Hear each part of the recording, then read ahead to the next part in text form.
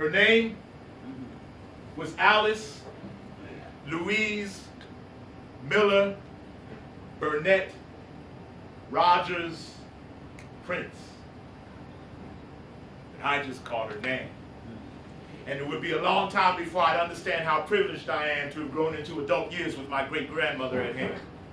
And even through adult fears and through adult tears I shed, I stand knowing that I can overcome adult fears, remembering the way she held my hand.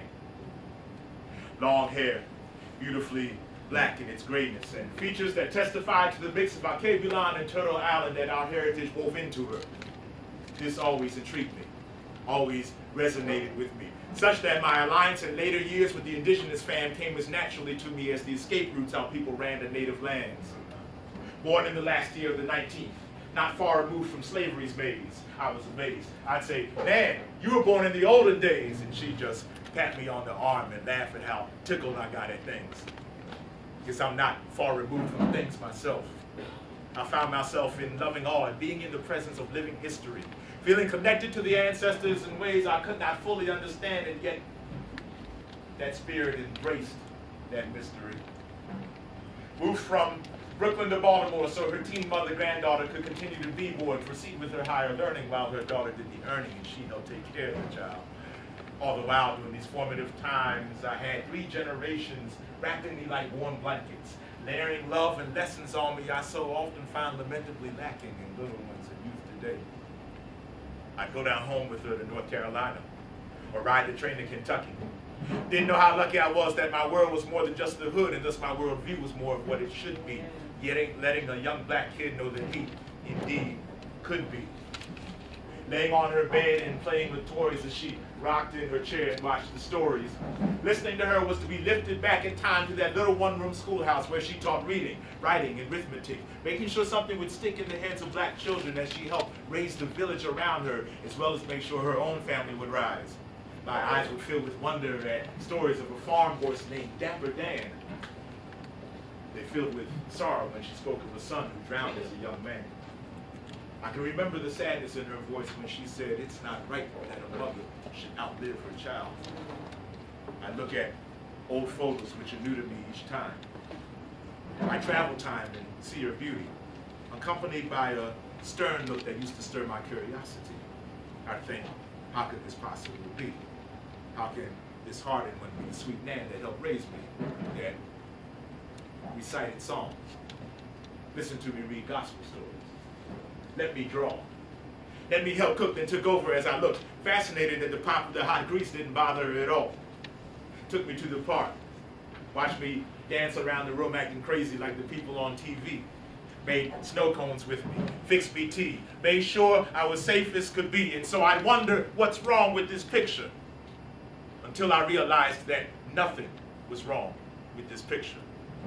Realized she had to be a strong fixture for her family while enduring the poisonous mixture of classism, racism, and sexism all prevalent in society. That solemn strength was the sobriety needed to get her family through a world drunk with the lynching of black bodies and souls. Her soul's devotion gave her kinfolk the substance of hope and fostered a faith that was evidenced in a love seen and felt by all who were around it.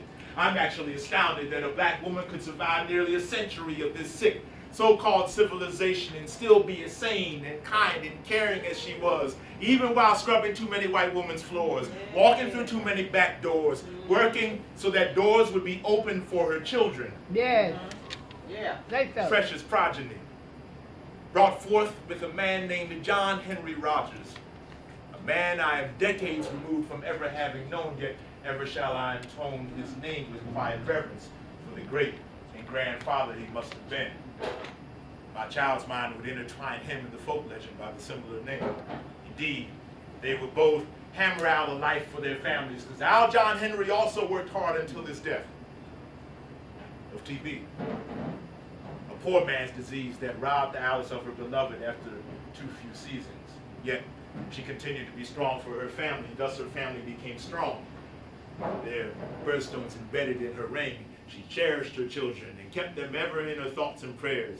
She was the matriarch who guided the ark of her heirs, and throughout my years I was surrounded by pillars of love, My soul stands tall as I call their names like the tribes of Israel. Always this story that I'll tell, for they will always be my chosen generation. With pride I say them, summoning strength as I sound their names. John Henry Jr., Allison Ephraim, James Thaddeus, Edna Louise, Lillian Lucille, George Franklin. Together they forged a rank in which I always had elders to look up to.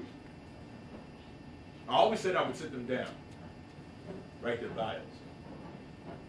Funny how you wake up one day and they're gone.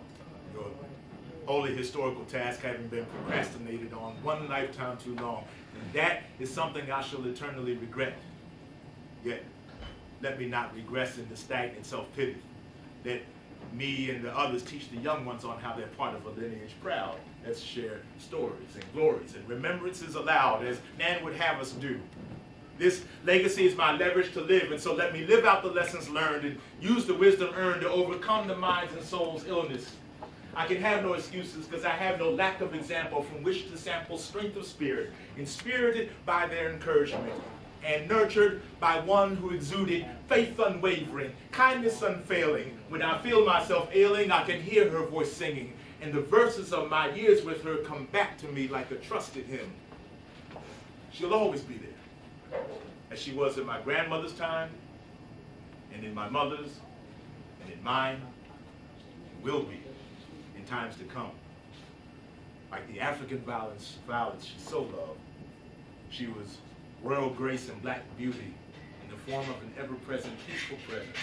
She's present with me. Yea, I'm convinced that nothing can separate me from the love of that God-sent soul who helped define my very life. So even in the midst of the strife, I can still myself and still feel myself comforted by my great-grandmother's hand. Her name is Alice, Louise, Miller, Burnett, Rogers, Prince. But I just call her